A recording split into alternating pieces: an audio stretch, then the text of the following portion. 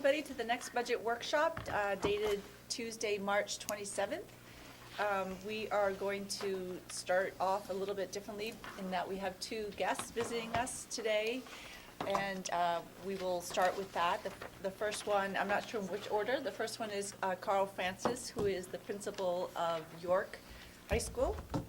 And the second one is Officer Rob Susie, who is an officer in Falmouth. And both of our guests are here to address the subject of school resource officers. So thank you very much for coming. I'm not sure if we have an order to this, Heather, and should we start? Arm wrestle, and I bet on Rob. I was going to go close to the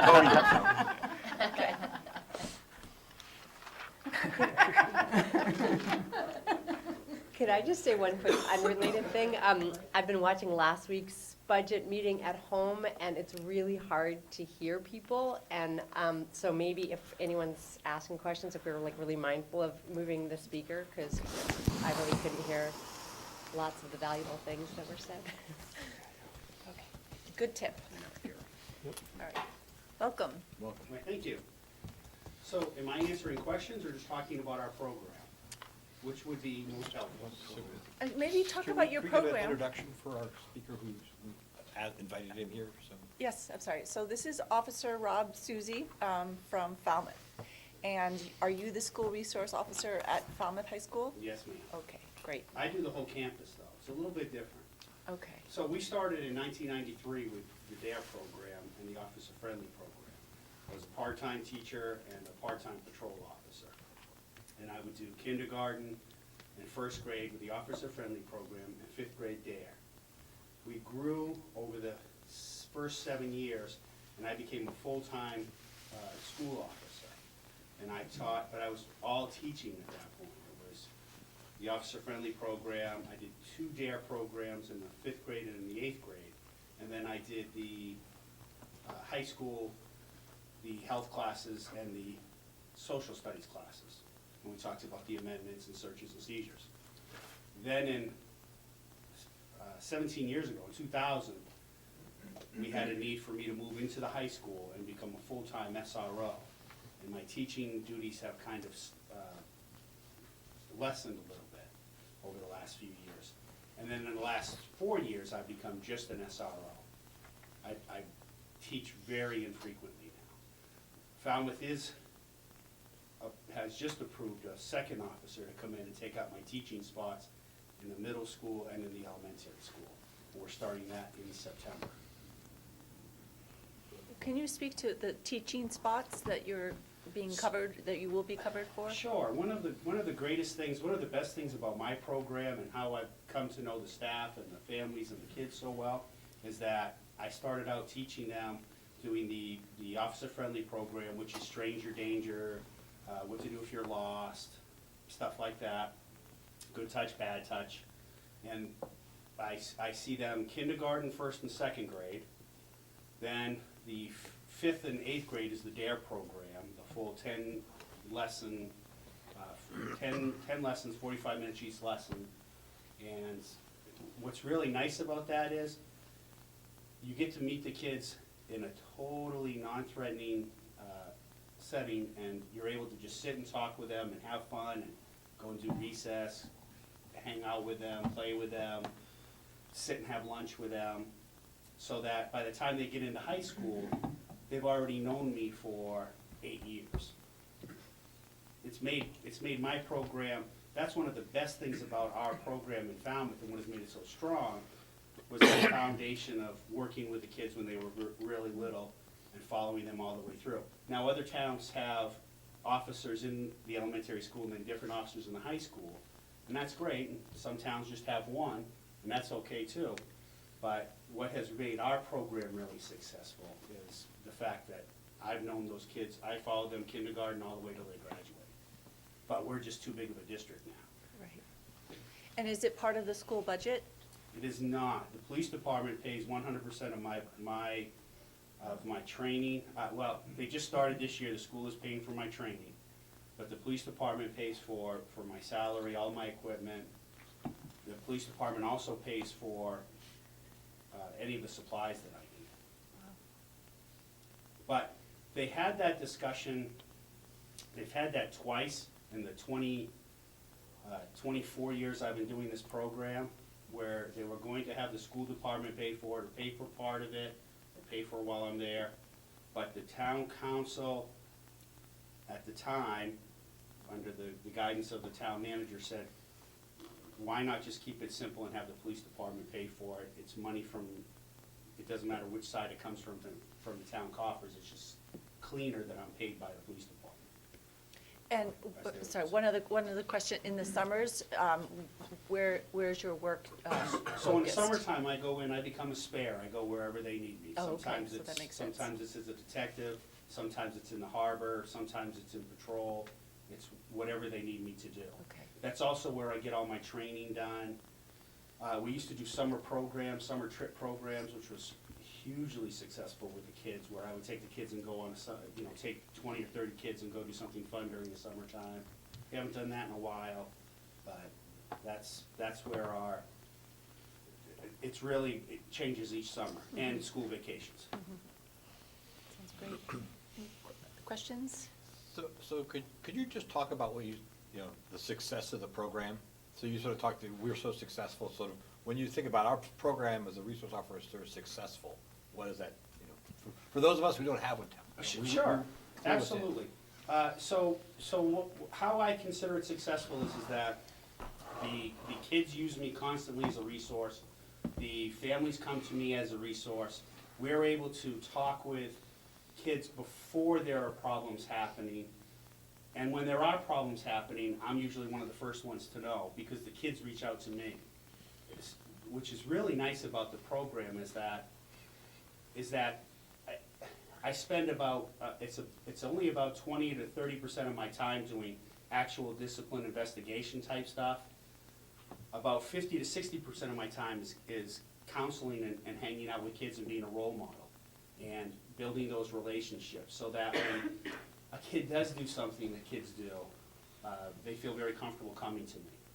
The parents all know me, and the same thing. So we've had a huge drop-off in our disciplinary issues at the high school. We've had a huge drop-off with our juvenile crimes in town.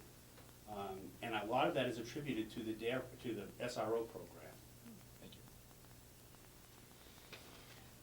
Would you talk a little bit about your relationship with the principal and assistant principal and how you all work together?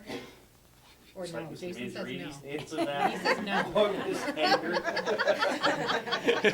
anger. We've heard about her.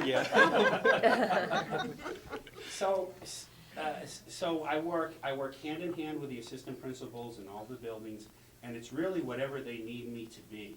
If they need me to come in and be a role model to kids, then they've asked me to do that. Tomorrow I have to go in, tomorrow's a perfect example. I'm starting out my morning doing a restorative justice circle at the middle school. I then have two young men who I counsel like once every couple weeks. And then I'm leaving there and heading over to the elementary school, because the assistant principal there has asked me to come in, and the kids earn tickets for doing good things or acts of kindness, and then they get rewards, and they can go and pick a reward out of the reward chest. Well, some of the kids have asked to be able to have lunch with Officer Susie, so that's their reward that they've earned. And once some kids started doing that, I go down there once or twice a week to have lunch with kids. And then I'll be at the high school finishing off the day with some kids who are having a harassment bullying type issue. So it's really whatever the assistant principals, I'm an extension of the administration while I'm there. And the way I work my program is, I rely on them as the experts, telling me what the kid needs, and I work very closely with the social workers as well. If they need me to be a disciplinarian, then I can do that. If they need me to write tickets, I can do that. If they need me to just sit and talk with a kid and counsel a kid, then I can do that. It's really however they feel that, whatever is best for that kid in that circumstance. If I can follow up, I think some of the pushback in years past has been around people having a concern about a police officer being in a school building, looking for ways and reasons to get students into the system. And that has not been my experience, and so I think you know, if you could just talk a little bit about, you know, whether you are or you're not, like, are you in policing and looking to catch people? Not at all, not at all. I'm there solely as a resource. I've also worked with, not only did I do the Falmouth schools, but I've also done the Wyndham Real School was housed in Falmouth for a while, and that's Wyndham's alternative high school, which also takes kids from all across the state. Kids who are on probation, kids who are homeless, kids who are already in the system. And I, before they moved to Brunswick, I spent a lot of time down there. It's a wonderful program. And it's the hard thing with going in there is that those kids have already been put in the system. Those kids have already dealt with police officers.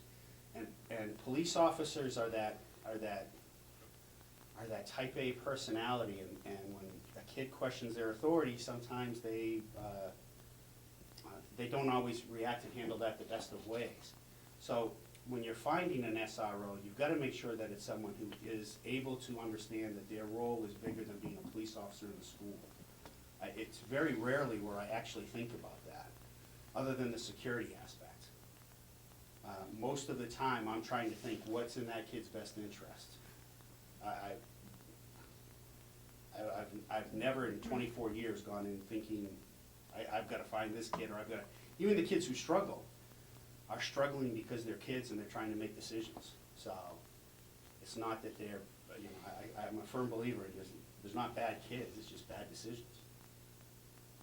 Finding the right person for an SRO, and I have all the faith in Chief Williams in the world. I've known him for 28 years, and a great man, great police chief. The whole key to a good, successful program is finding the right fit, finding the right person. A lot of departments use, and I'm certain that Chief Williams would never do this, a lot of departments, sometimes they send people there without actually checking to see if they would be a good fit. Sometimes it's a punishment position to get them off the road. And most SROs last 3 years in a school is the average nationally. So you gotta be really careful when you're picking the right person. But you guys have such a great police department.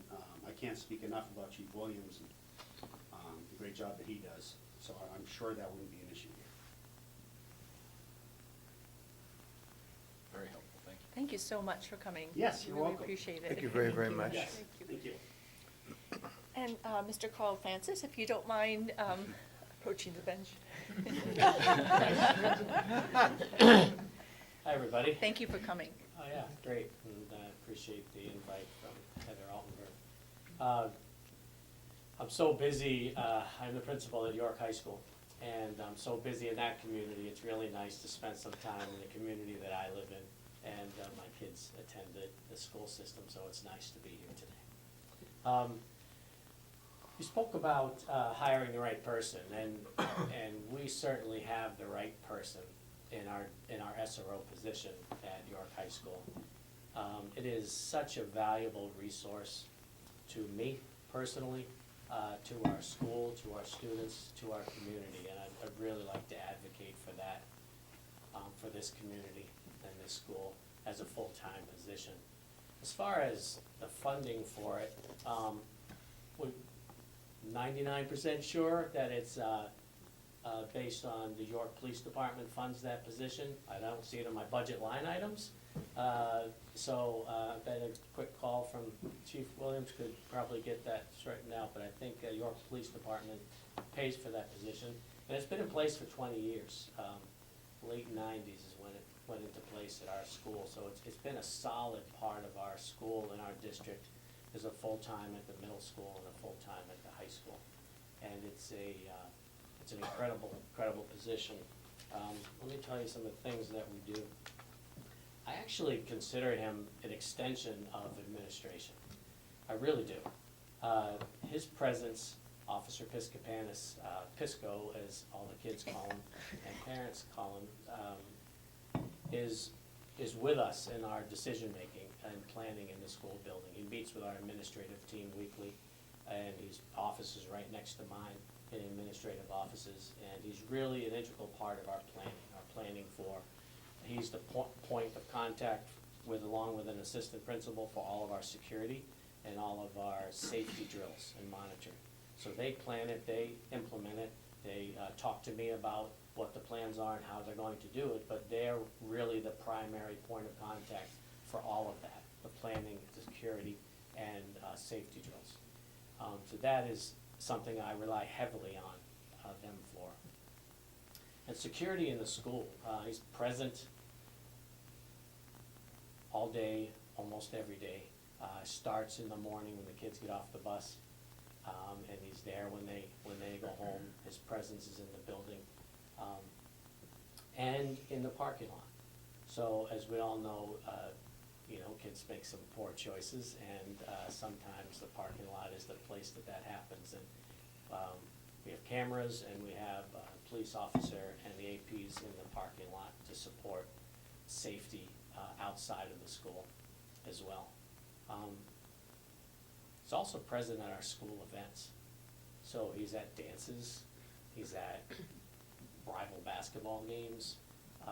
He's a really and he's a police officer for the town, so he, works with the town as well. So families know him, students know him really, really well. Probably the strongest, his presence is an incredibly important part of who he is and why we have him there. But probably the most important feature that I can think of is the relationship building he has and is able to build with kids. You need to hire somebody who connects with kids. You need to have somebody that is good at what they do and want to do what they do. And he actually has a boxing club after school. So he just finds ways to connect with kids, and kids that either have trouble with the law or don't have trouble with the law, or their family has some things going on. He knows and he's aware about the community and the needs in the community, and he has direct contact with those families and those kids to support those needs. He is also involved in every search, so any suspicion of somebody who is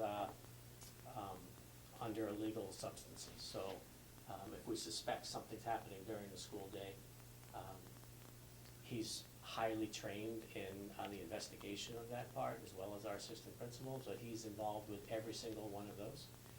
So assistant principal, we have a female and a male, and he joins both of them when there's a search that needs to happen of a person or of a bag, and it's done in a legal way.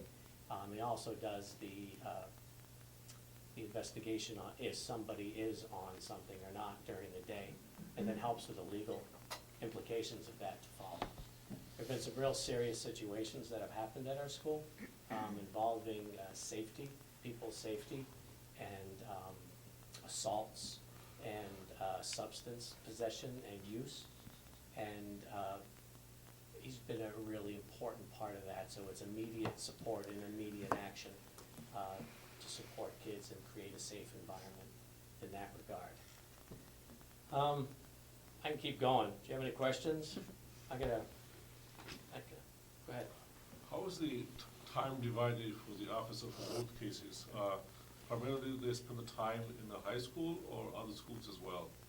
We have 2 full-times. We have 1 full-time at the high school and 1 full-time at the middle school. So he's assigned to the high school, and he's there with us all day, unless he needs to run to support the police department for something, but primarily he's with us all day, and the middle school is there all day. And just for a sense of comparison, York High School has about how many students? I think it's the same size, 555. Same size community, very similar community, I think, very comparable. So what would you tell people who are considering or on the fence about whether or not they should have a resource officer at a high school? It's a no-brainer as far as I'm concerned. It's a highly trained individual that is compassionate about kids, and the top priority is to protect kids and people. And that's why they're there, and the purpose of it. Highly, highly trained. uh, and an incredible resource for supporting kids. I actually have a second capacity to speak to.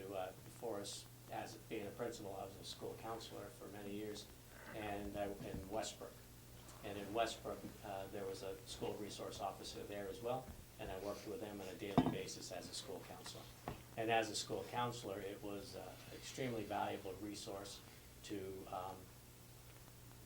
really supporting kids, knowing what's going on with families, supporting them in tricky situations, being proactive so they don't become into tricky situations. So as a school counselor's perspective, it's all about supporting kids and being there for kids. So I wouldn't hesitate a bit.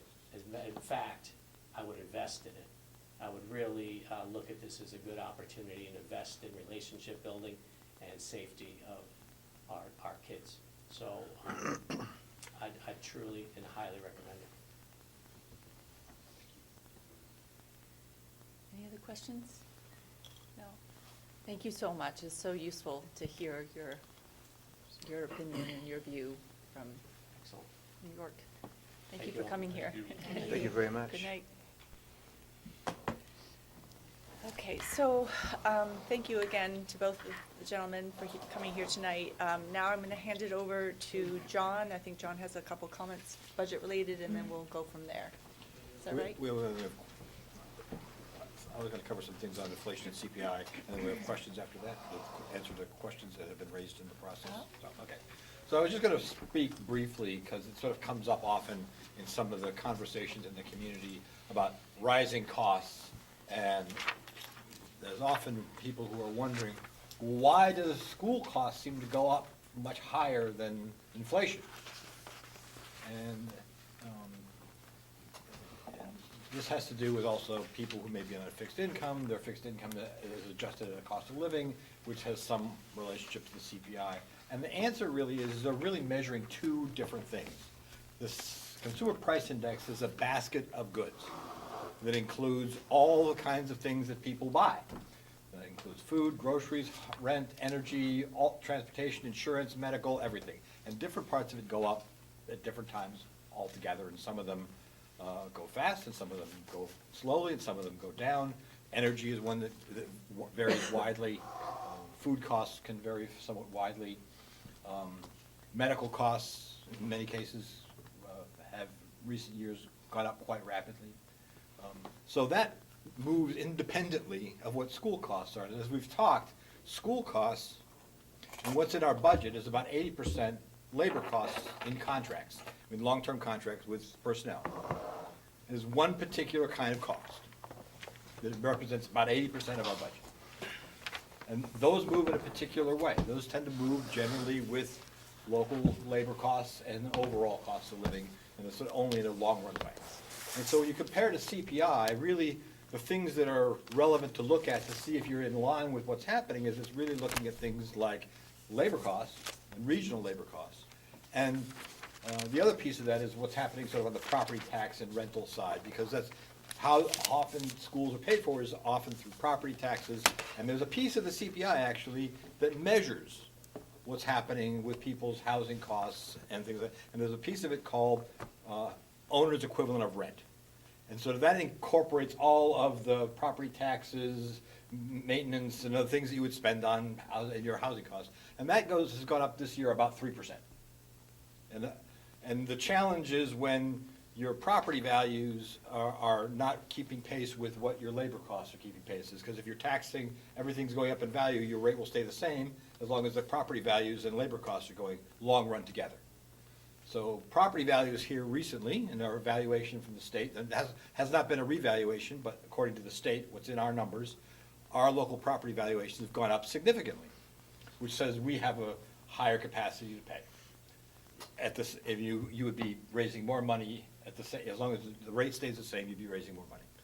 So when you look at, like I said, our labor costs, I think we're up 3.8% as a total on the contract piece, 4.2. 4.4. 4.4, okay. 4.4% on the contract piece. And overall costs up total, because the other ones were flat, the total increase is It's 3.5 3.5. overall. And the owner's equivalent rent is right around 3 right now. And it's been tracking pretty well. It won't look like the CPI, because you're really measuring completely different things. And when you think about the CPI, think to yourself, wow, there was an oil embargo and oil costs went through the roof. Does that mean you should cut teachers? Because the CPI is gonna skyrocket. You know, you're really looking at what are the stable costs and what are the long-run matches between things like property value and labor costs. And people say, this is not sustainable. And you'll look, and property values and regional labor costs will march together over time relatively closely. But the consumer price index and what people see in inflation, when what's in the newspaper, is not comparing apples to apples, it's comparing apples to oranges. So when you think about that, I hope no one would ever support a budget that was reference to anything in the CPI. We need to be aware of what those costs are, and we've talked before about, people who are on a fixed income and what their taxes are, and that's a challenge. But that's not a challenge the school board can take on.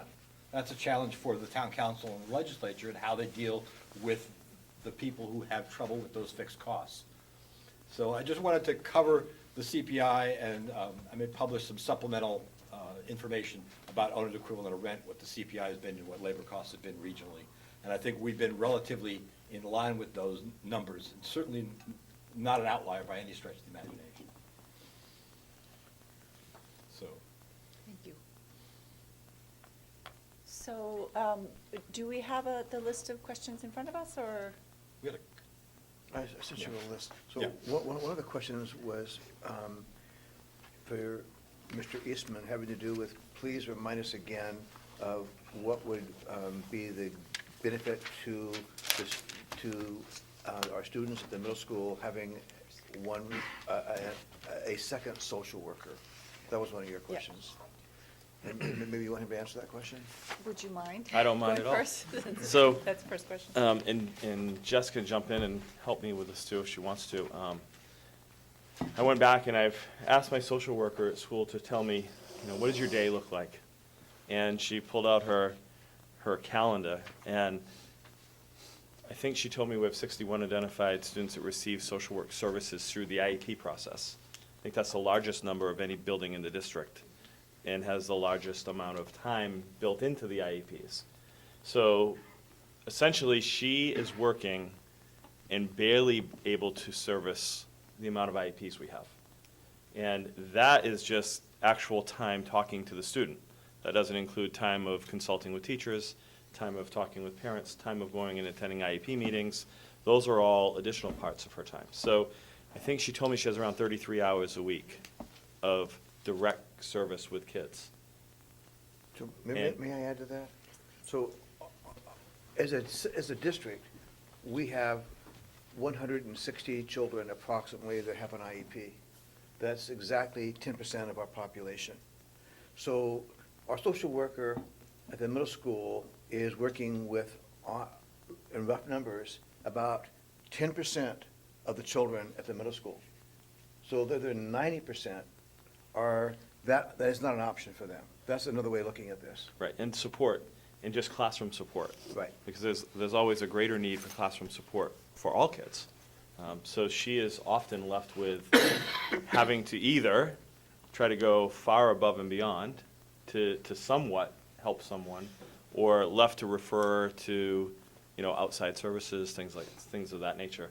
So there's a large need that's just hard to meet, and, basically not possible. If you look at the other two schools, high school has 2 full-time social workers, the elementary school has 1.5. And the policy that we have with social workers is all kids should be able to access social work at any time. And the other 2 schools have that option, and right now, it's just not possible. And I feel like we end up having more kids that need more services because we're not able to reach them at an earlier level. It can become very reactionary as opposed to preventative and supportive.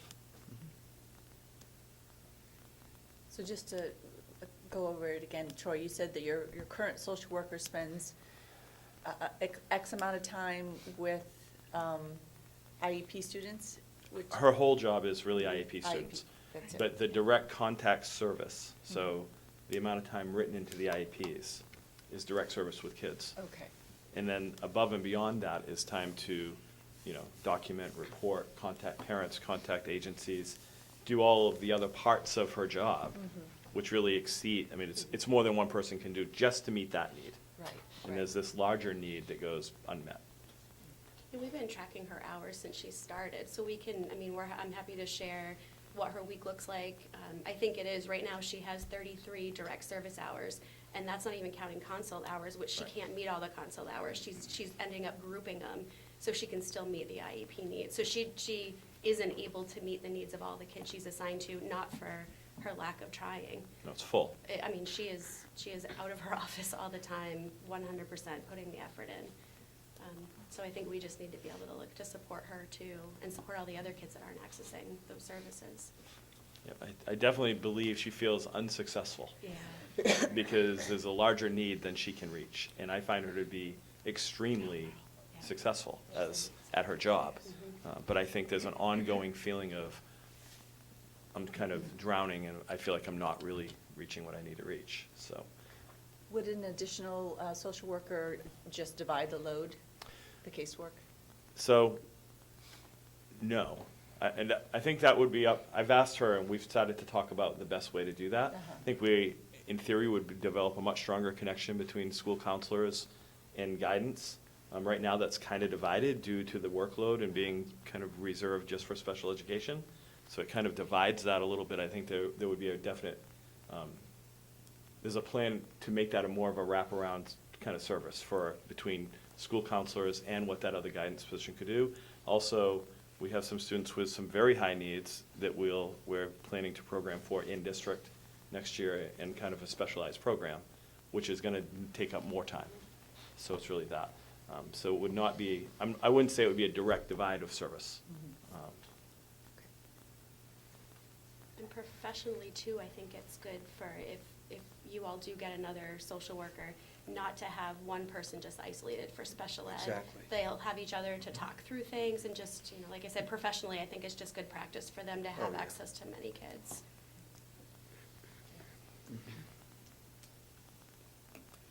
So that's the answer to that was that question. But put this in sort of sharp relief for them. So if there's a kid and they have a momentary thing, they have a momentary conflict and a blow, which a lot of kids have, particularly in middle school.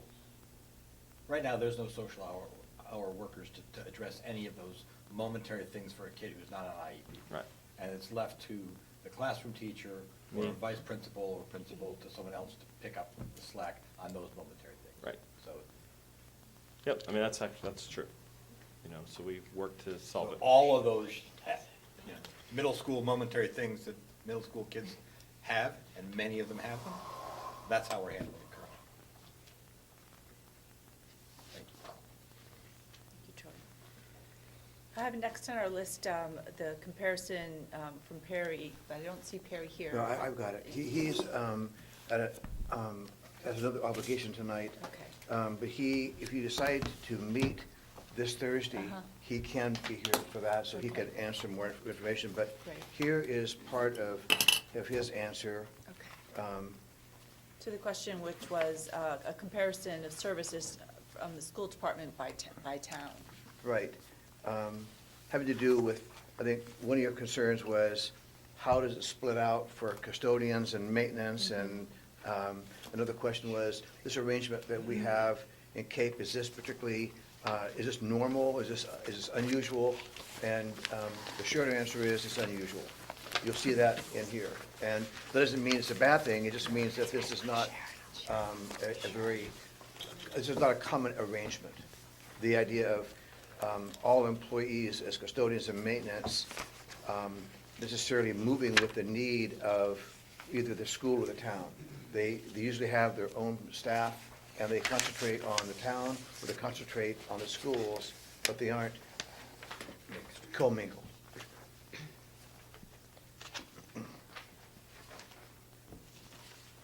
I would also point out to you, and maybe I'll bring it up again later, but you see the numbers here of custodians and maintenance. Again, think of, I forget how many, but I keep hearing like 20-some buildings, in all seriousness, that they're trying to clean and maintain.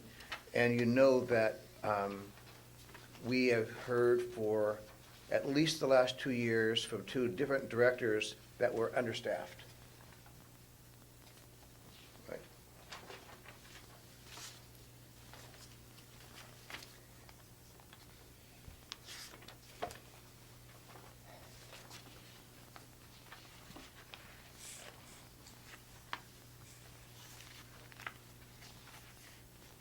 It seems to me we should probably study this a little bit Right. further on our own, and then hopefully, if we meet Thursday, we can dive in a little bit deeper on Thursday.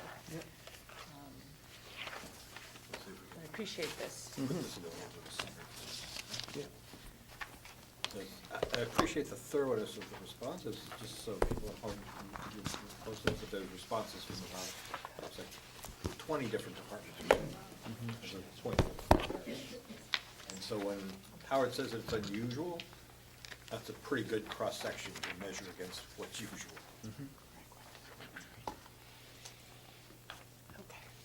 All right, well, so then I think next in the line of questions would be from Catherine, the question about unassigned funds, how much we're allowed to use or leave behind.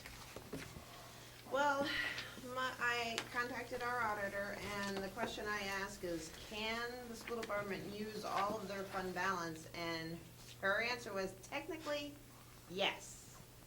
However, she doesn't recommend it. She recommends keeping between 1% to 3% of the budget balance in fund balance. So approximately 1% of our budget is $250,000. At this point, we are using $400,000 towards the fund balance, and my estimation is after the audit next year, that will leave us about $250,000. So, right now, we're right where the auditor recommends, but we could use a little bit more of the fund balance, to help reduce taxes, but it's not a definite yes. It's up to you to decide. I did forward the email from the auditor to, Yeah. that explained that situation.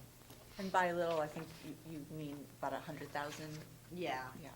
Yeah, because right now, at the end of the audit, as of June 30th, 2017, we had $1.2 million in fund balance. We used $80,000 for this year's budget, leaving us with a definite $449,000.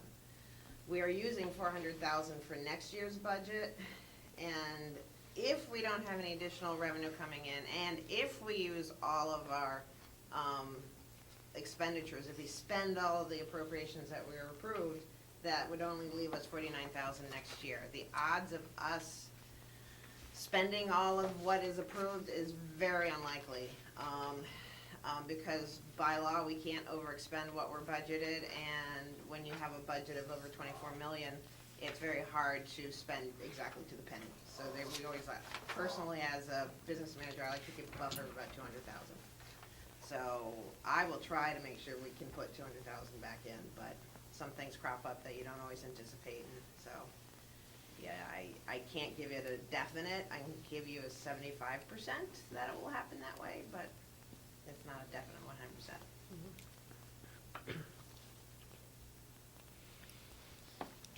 So we're already at the, so I just had a question, so what would be some of the other reasons that you would want to use those funds for?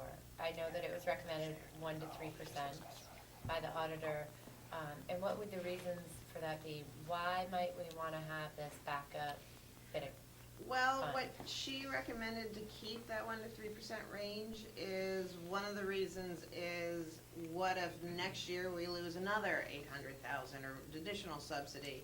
If we use all of our fund balance now, we will have even less, if any, to use next year. So that is one major reason why she recommends leaving the 1% to 3% in there. So.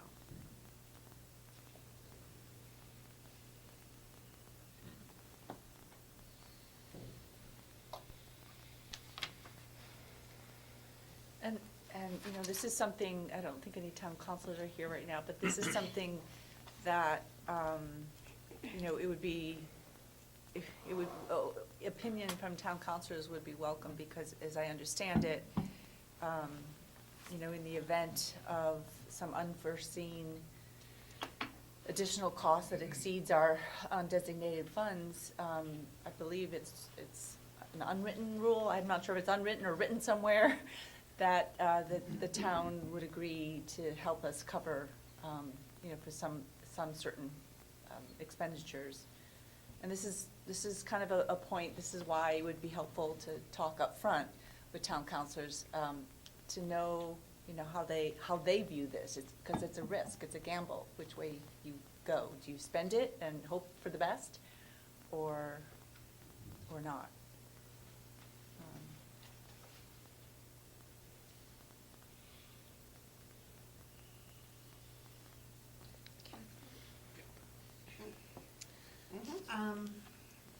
So assuming that we leave the unassigned fund balance as it is at this moment, which would be, we've got about 250,000 left. That I'm Right now. estimating that we will have it as of That's the June. estimate as of June. 2018. Yeah. Okay, that is not, okay, that clears it up for me. Oh, there we go. 'Cause I was thinking, you know, that's where you estimate us to be now, and that at the end of June, that 200, do you know? I understand. No, where I Clarification. estimate us being at 449,000 in fund balance. So we can, I think we could possibly go up to 450,000, but that would zero it out at this point in time. Come June 30th of 2018, when the audit's done, hopefully money will go back in, because we will or should get more revenue than we anticipate, and we should not spend everything we've budgeted, but that's what, I don't know exactly what that figure will be. Mhm. I estimate 200,000, but that is an estimate, not set in stone. Just for clarification, for my understanding, you say that you always overplan for the budget, and it's roughly $200,000. And so, does that mean is this what you're referring to, that in June, when you, with the auditors, when you figure out the year, you haven't spent, let's say that $200,000, that goes back in, that's what you're referring to right now? Yes, Okay, exactly. that's what I thought, thank you. So June's an important month. It is a very important month, yes. And I was just checking out, and our contingency account in the budget stands at 100,000 currently? Correct, yep.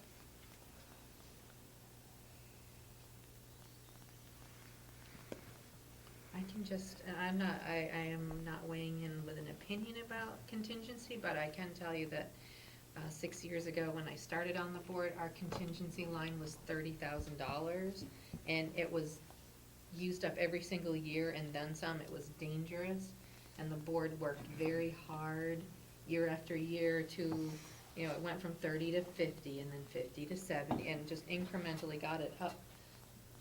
I mean, there are guidelines about what our contingency fund should be as well, and we have never met them. We still aren't meeting them. We're just a little better.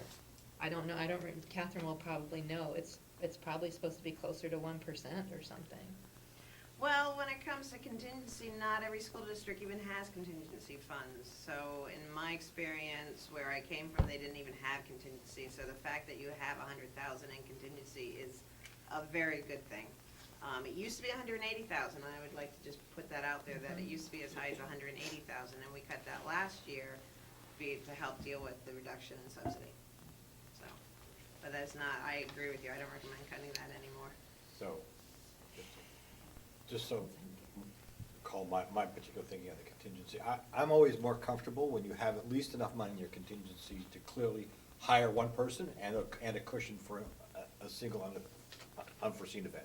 And that's about, 100,000 is around, I get uncomfortable if it's below that. Mhm. When we were up at that high number, that was because, if I recall at the time, we had specifically increased it because there were some items that were described in the budget that seemed risky in their low numbers, and without any further data, we specifically increased the contingency fund and then promptly ate much of it up when those things came home to roost. Yes.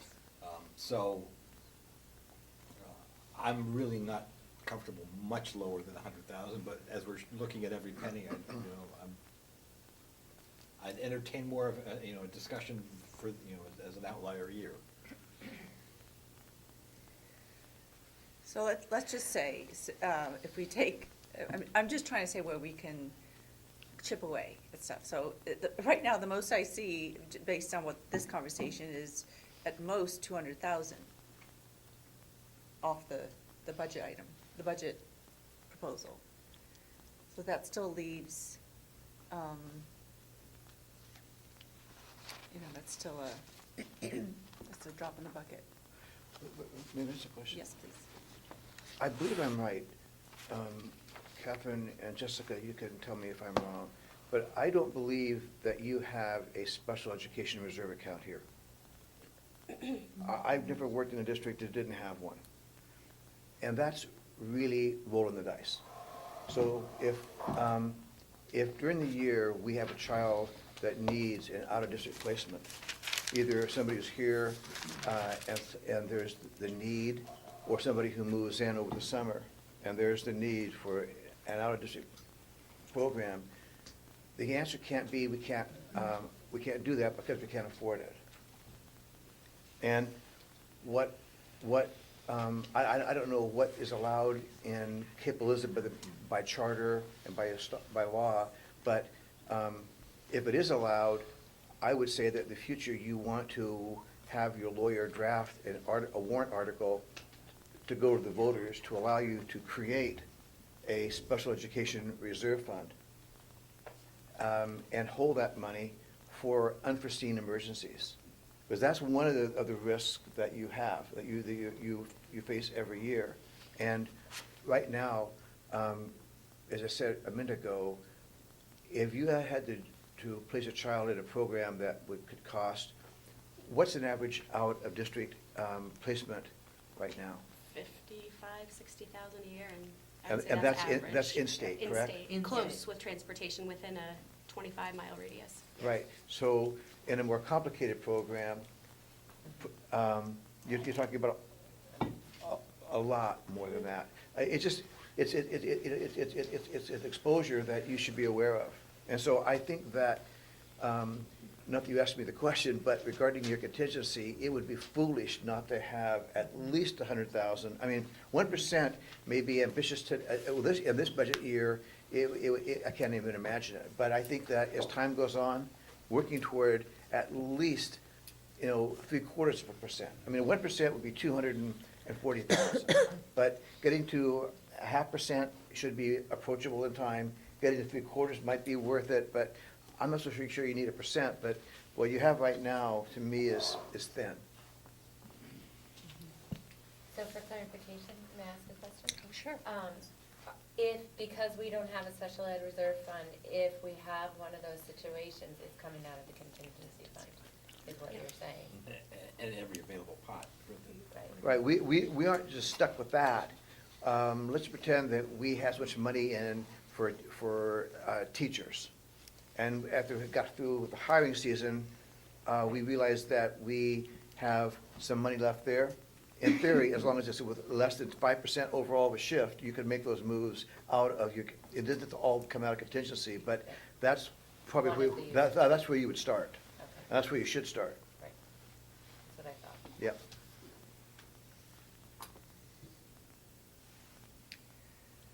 So, last time we met, we went through the list of items that were not included in the budget and highlighted the ones that we would like to swap in. Right. Has there been any discussion about what they can be swapped in for? Yes, so Yes. may I speak to Yes, this? please. So, as Susanna just said, at the end of your last meeting, you'll remember that I was asked to bring certain items on a list called proposals that are not included in the budget. So certain ones were targeted that you thought were a priority that should be put in the budget, but somehow look for a way to find an offsetting cost that would make this basically neutral, correct? And that's what I did not do. Just want you to know that, I don't want you to be too disappointed. But I just, that didn't happen. So there's a number of things that, I'll get to why but there's some things that you should know about before we get into what we did do. One thing is that Catherine has discovered, you explain what you found out about the fees for students that attend the vocational schools. Sure. We have students that attend the Portland Arts and Technology High School, and normally we include the tuition for that in our high school budget, but this past year, there was legislation that went through that changed the calculation of the subsidy for these types of schools. And the state will now be paying them directly, so we don't need to include that money in our budget, and that is a savings to us of $77,326. So that's all to the good, and I just didn't, you didn't know that, but, go ahead. Have you gotten clarification Yes. and confirmation? I contacted the director of PATHS, was what we call it. I contacted the director today, and he did confirm that. So, yes, I wasn't gonna say cut that money until we were, Right. I had a pretty good, solid yes. So that's a bit of good news. We should know, we hope, within a week, or at the most two, what will be our rates for insurance. And we have to hope that they come in, well, right now, the most they could come in is 9, which is 1% over our budget, thankfully. I think it's gonna be below that. And so anything below 8 is gonna be another bit of good news. And depending on on what it comes, where it comes in, it could be a lot of good news. I mean, that's a sizable part of our budget. So we have to be hopeful about that. Yes, Are we likely to know before April 10th? I think so, Yeah, okay. Yeah, typically.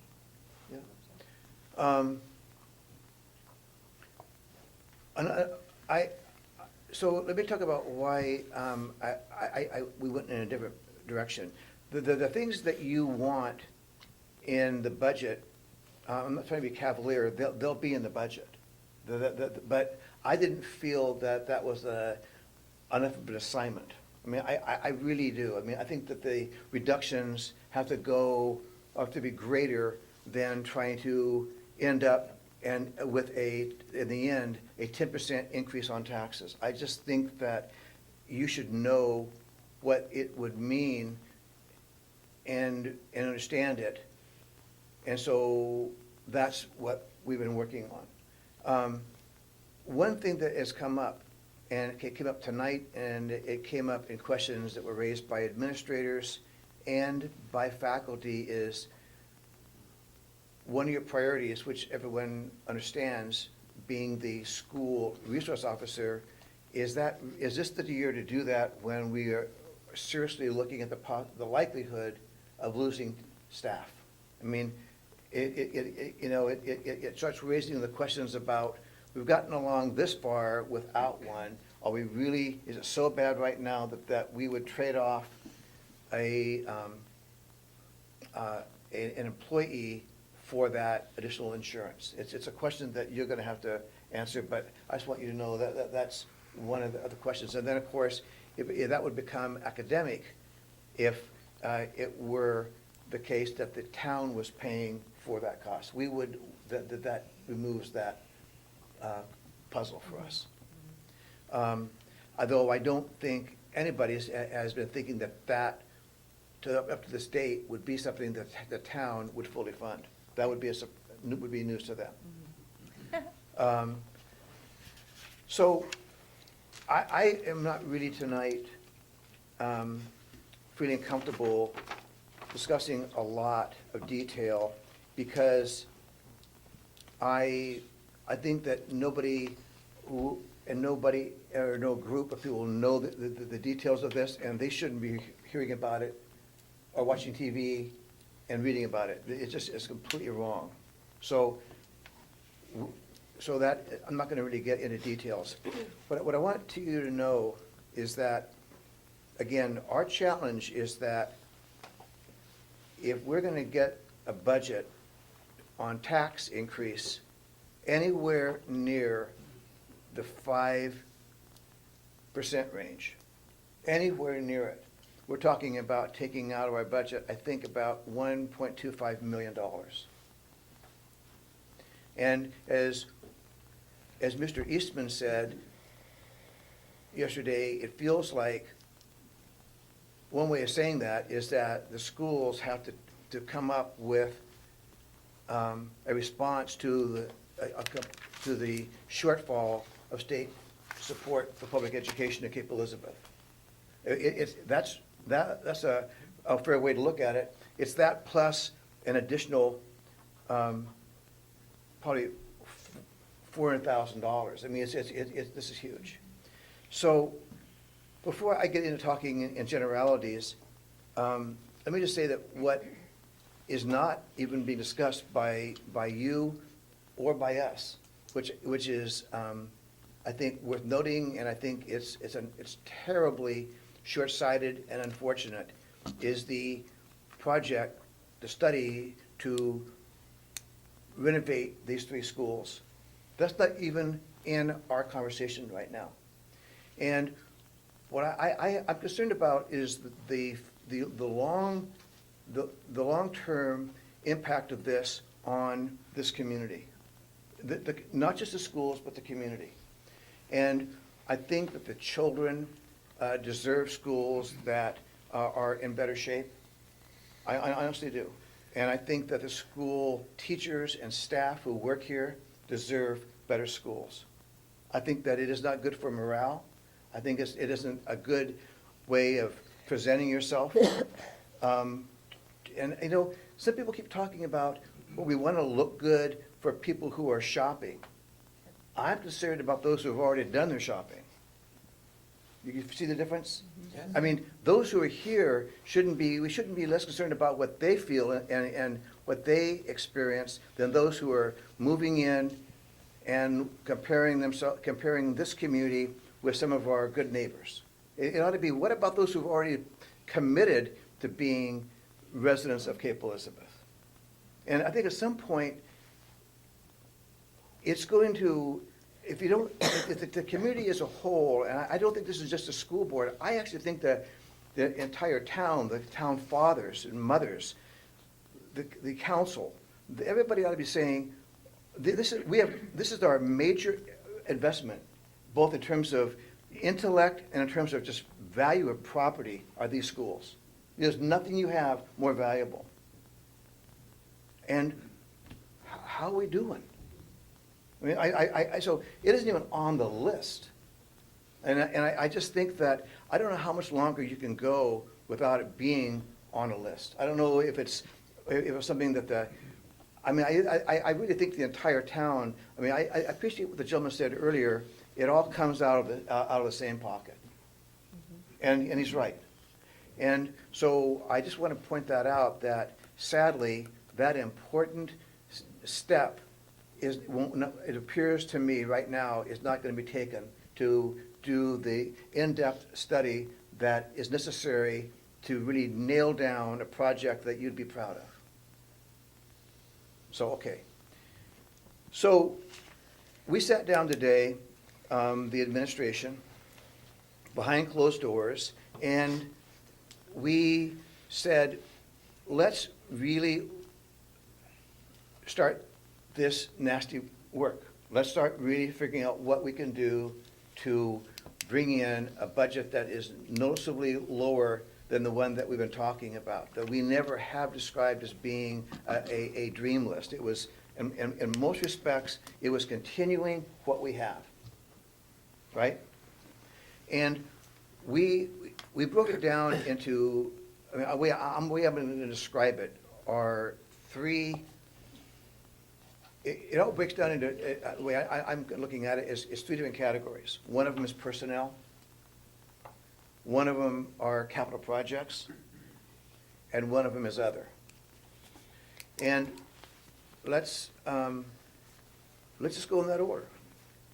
So, I don't feel that this is the time or place to get into specifics, though this list is very specific. But what we've done is that we've looked at positions that are part-time, as an example, and said, ask ourselves, can we live without some of these part-time jobs? But you have to appreciate, these are real people. These are their jobs. And I don't want in any way diminish them by saying that we can just, we think differently about part-time people. That's not the case. It's just that it's a way to get started in the conversation.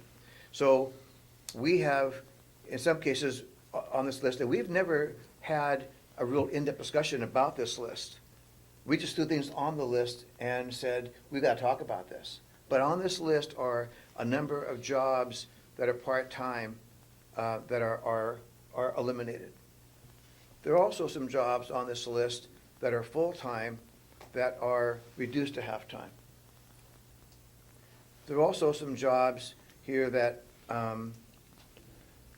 me see. I think that that's it. I think that, right. Jobs that are part-time, they're eliminated. Jobs that are part-time, full-time that are reduced to part-time. And not, it isn't clean, but in a large way, people who are leaving those positions, I'm not saying that that's exactly that job, but those jobs are being absorbed, right? That reduction right now, if we continue to agree with that, totals $220,000. The capital projects, let me give you this. And we can discuss this Thursday evening with Mr. Schwartz. He feels that there are some things, let's just not forget, again, 2 years ago, he had $1 million in his budget for capital improvements. We cut that in half last year to $500,000. He is saying that it may be that what could happen would be that he would put on hold, this of course goes right back to my earlier point about the condition of your facilities, put on hold a certain number of projects that total, I believe, $240,000. These are round numbers. This is the put on hold list. This is put on, what you've got there is the put on hold list. So that's basically cutting it in half again. That's right. That's cutting it now from half to half, from whole to half, and from half again. It's 25% basically of what you had 2 years ago. And these are projects that are just being postponed. And so what is still left in his budget are things that just have to get done. And I won't go into that list. He knows what that list is. You could go look at his earlier charts and figure it out for yourself. But so that's what he's to put on the table. So he came up with on his own, in his own department, that equal amount of money that we had before, the personnel, right? We had 220, now we've got 240 more, and then we've got other. And other, so you have the numbers, is $117,500. And I could talk about other, because it's not a person. But I mean, some of the things we've got here as other are things like, some software programs, and I don't even know what these things all are, but I mean, there are a lot of software and professional development, just whacked in half. That's the thing that you want to brag about. But, professional development cut in half. We've got something about here about computers, something about stipends, something about another training program at one of our schools. Anyway, all that stuff that is stuff that we're doing now that is, we think successful, there's another 117,000 that we can come up. So today, we totaled $577,000. So let's just round it off to simple math, okay? Let's pretend that was 600,000. So we are not even halfway there, is my point. We still have to go another, I'm thinking is somewhere between 8 and 9 positions. So, and I feel that, and I've heard this from administrators and I've heard it from teachers, that can't just be all on the shoulders of teachers. And it's gotta be some administration. And I think they're right. And here's what I've noticed. I think that we're very thin in certain departments. Like, no one's gonna say we have too many bus drivers, or too many cooks, or too many secretaries, or too many custodians. In fact, we know there we haven't got enough, which is a serious morale issue, by the way. And we haven't got enough maintenance people. I mean, we're shy there. So we aren't where those are, and we looked today at ed techs. We don't think we are, no one could come up with an ed tech. And we don't have that many. And the ones that we hired last year, we promised those are staying in, we're not gonna break our promise. And those are important people, and they're doing important work. So there's nowhere I can see right now easily to go other than professional positions. Professionals meaning people with credentials, teachers and administrators. And so, I mean, I just want you to know that that's what we're looking at. And the things that I'm thinking about is where I probably would start, will change, it'll change your district. And I will come up with a short list of, I mean, I'll do that. But I guess what I really want to ask you is to really think between now and Thursday night, if that's when we meet next, do you want to go there? Because I don't know how important it is that we've nailed down every job by Thursday night. I don't think we can do that and do it well. But we can assure you, we'll get the budget there, and it's going to be people, and that's what it's going to have to be. I just really want to know that it's what you think is necessary, and is it what the community expects and wants. I mean, it's going to be different. It won't. We won't be offering some things that we offer. This is going to impact or eliminate certain programs, or where they're introduced. There may be things that now are introduced at elementary that won't be introduced until middle or high. You know, I mean, this is not going to be close to being what you're used to. And I don't want to overstate it, but that's just the reality of it. So that's where we are. So you can see that we've gone way beyond what you asked us to do, but we haven't gone as far as we would need to go, not nearly as far as we need to go, if you really think that that's what we need to do to get a budget, and it's what you think the community is willing to accept. I don't think anybody in the community would be happy to hear about this, but maybe they could accept it. I mean, you know the community, I don't. So, I just want to say, I mean, you're saying the next step would be personnel, but in what you've already sort of generalized, there is already personnel loss in this. There's a number, The there are a number. stipends, you know, like, those are people. Stipends go to 2, people 3, who 4, are 5. providing extra services and activities to kids outside Right. of school. These are 7 people, 7 people are on this list. Yeah, and then obviously the part-time people, those are people, full-time. So we're already talking about job personnel, we already are. And I want that to be clear. Mhm. You're already going into that cut. Sorry, go ahead, John. I was just gonna say, the first savings you identified, let's be also clear-eyed about this. Those cuts, so what we had proposed essentially was a flat budget, trying to maintain Right. the educational quality that we Right. have built currently. Right. And when we're making those cuts, you know, that's impacting significantly education that we are offering in these schools.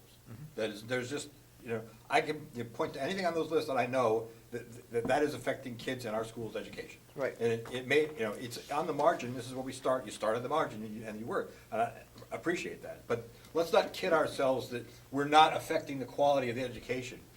And I go back to what you said earlier about, you know, the building survey. It's like, you know, we've tried to just hold steady for so long, and we haven't.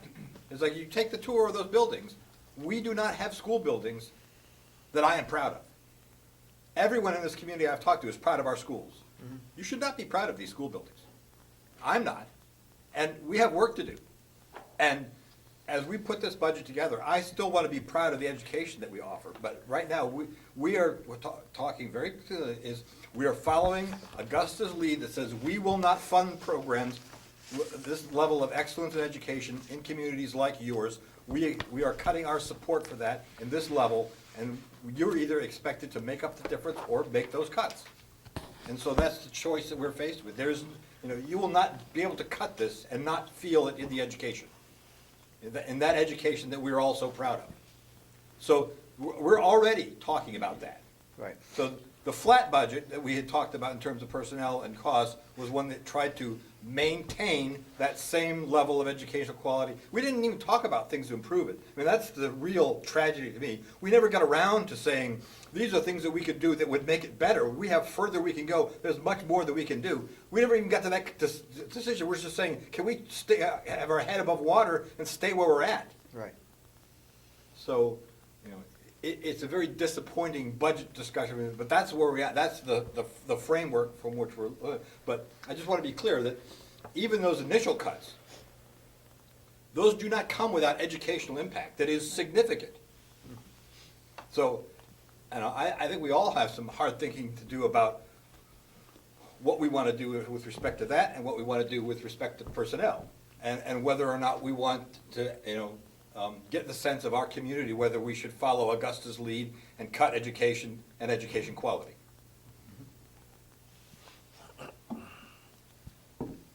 Elizabeth? I think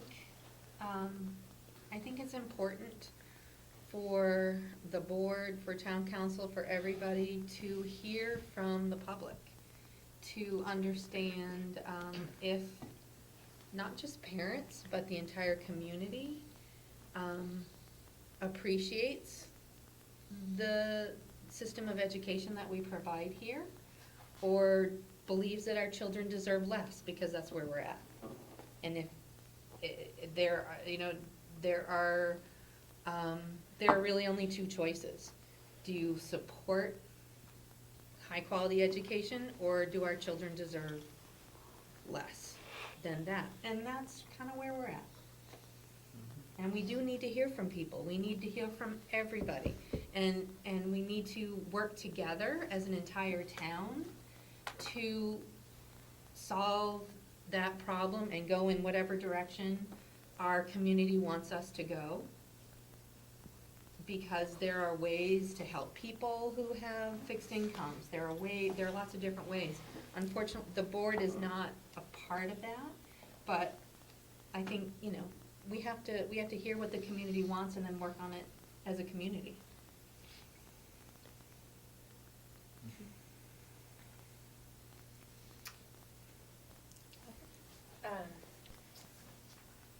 Sort of to piggyback on that, I agree. I think that 7 of us here, it's hard to make a choice, trying to make the best choice based on what we believe the community wants. And so that input is very vital to this process. And I would just like to shift maybe a tiny bit what you said. I'm not sure that there's people out there that want less for our children consciously. I don't think they're approaching it that way. I think there are people that are scared of the higher number and the fear of the financial impact on their lives. So it's a hard position, but I don't believe that it's because they want us for their kids. I think I would say people want the best for our kids. It's just at what cost are people able to do that? And it's a hard line and a very hard balance, and,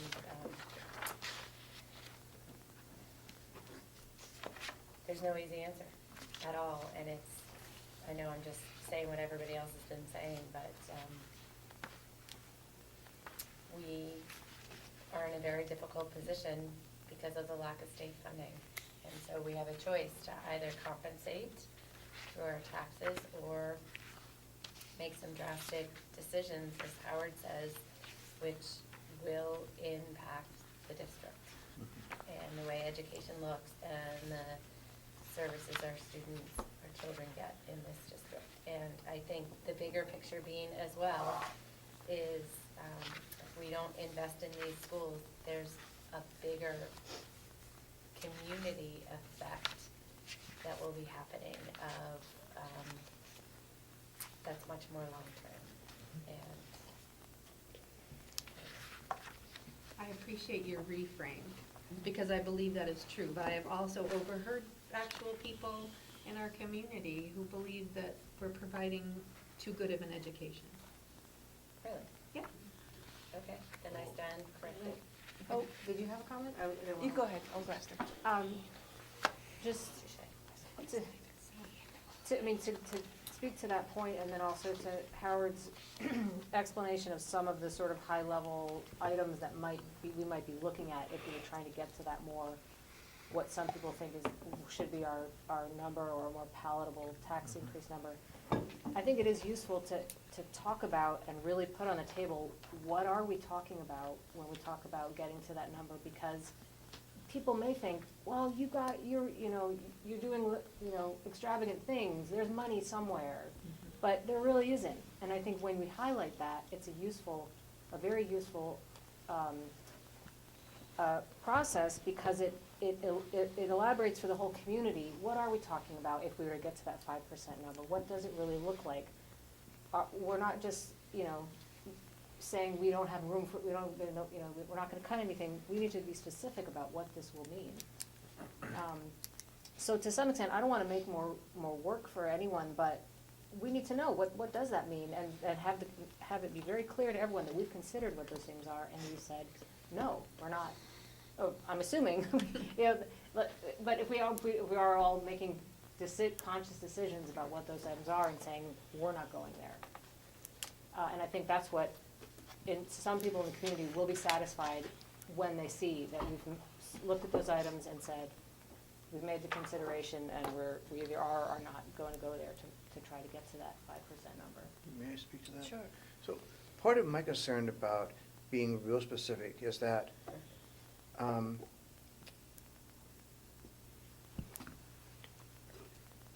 to be fair to people, they should know that their job's on a cutting board.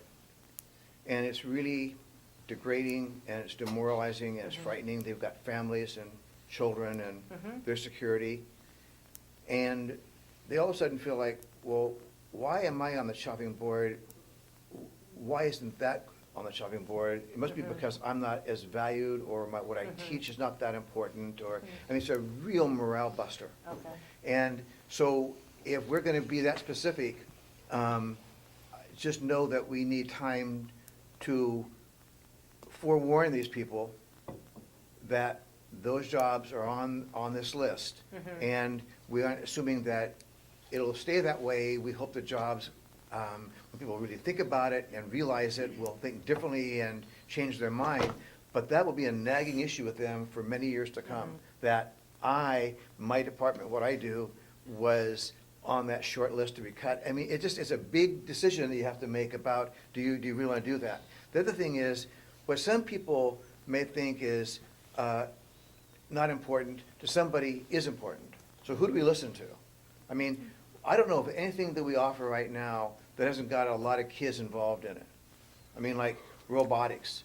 I'm not a family, and I know this is not a surprise to any of you, I'm not a robotics family. We did other things. But I mean, the beauty of a school like this is that there is something for all these other kids. Not just, you know what I mean?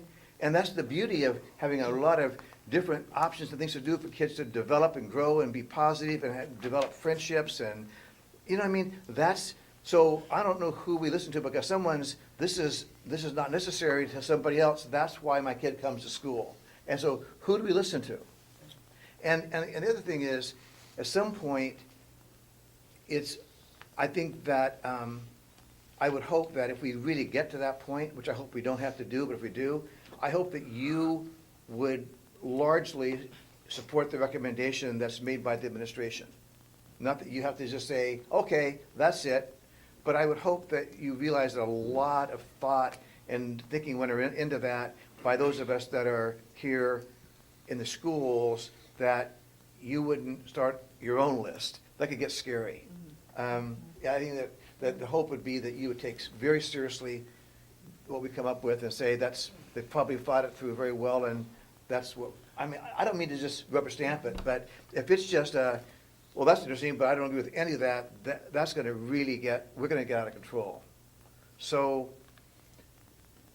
I mean, I can appreciate the point, Hope, about people maybe really need to know more about the details, but like I said, we've got 7 people's positions here right now that are either cut in half or eliminated. And if we bring in another 8 or 9,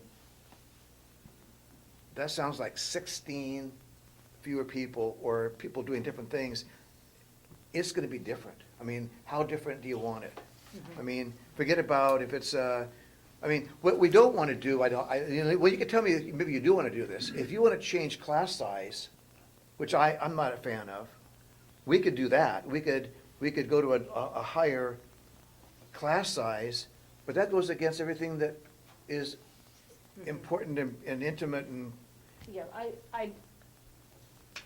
I don't want to suggest that, I appreciate your Yeah. feedback, I think that makes perfect sense, and I would hope not to identify specific. yeah. So, I guess what I'm trying to get at is, what would it, without identifying specific people or jobs or departments, what does it look like? Okay, here's what it looks like. Yeah, If you're not gonna saying- change class size, if you could tell me to bump it up and we could do that, that would change this thing quickly. But we've all felt that class size to you and to us is a very big deal, and we don't want to change class size. So let's just take that off for a second, that's not factored in, right? So then what we're really down to are the people that I think whose jobs, for the most part, wouldn't be impacted would be classroom teachers, especially self-contained, in elementary and middle school, right? Because that's what they teach. I mean, so self-contained, I'm not talking about the classroom teacher now. And at the high school, you would assume that your core program has got to be protected.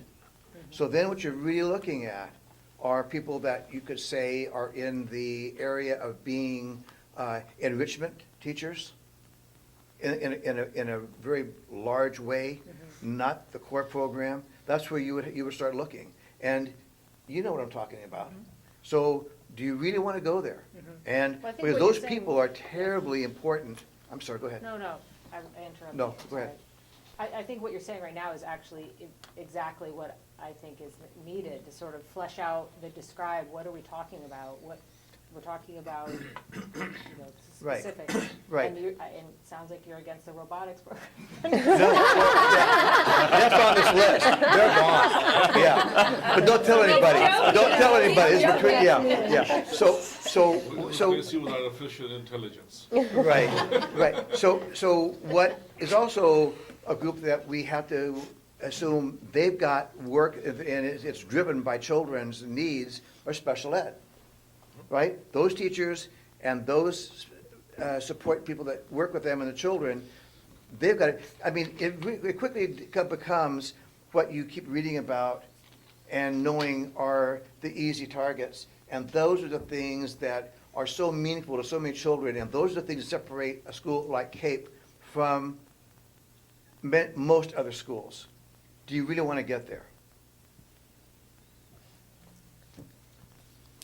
Oh, he's flipping the tape. Oh, I'm sorry. Okay.